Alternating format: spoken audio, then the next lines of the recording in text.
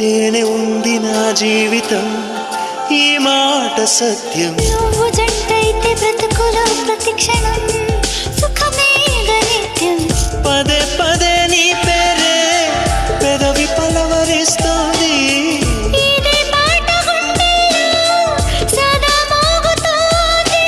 నేనే నీ కోసం, నువ్వే నా కోసం.